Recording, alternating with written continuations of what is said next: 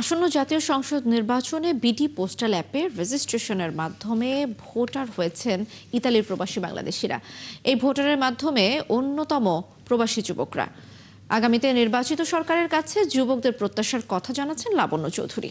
ইতালিতে বসবাসরত যুব সমাজ তারা তাদের মেধা, মনন ও প্রতিভা দিয়ে এগিয়ে চলছে। বাংলাদেশ ও লাল সবুজের পতাকাকে বুকে ধারণ করে এই যুবকেরাও স্বপ্ন দেখে আগামীর বাংলাদেশ নিয়ে।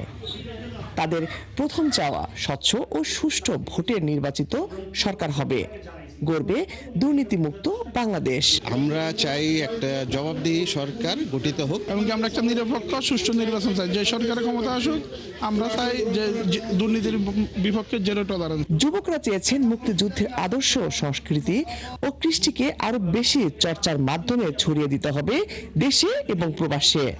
সেই সঙ্গে ক্রীড়ানুরাগীদের জন্য বাংলাদেশি অধ্যুষিত এই রোমে নিজস্ব একটি খেলার মাঠের দাবি রয়েছে।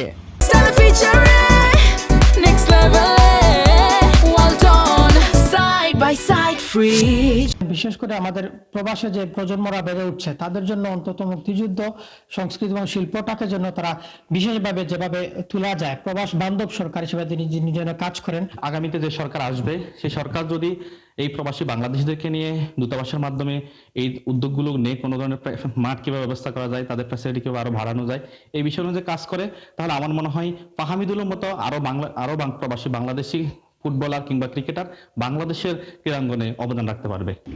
পাশাপাশি একটি উন্নয়নশীল বাংলাদেশ বিনির্মাণে তরুণ ও মেধাবী ব্যবসায়ীদের জন্য চেয়েছেন আগামীর প্রবাস বান্ধব সরকারের বিশেষ সহযোগিতা।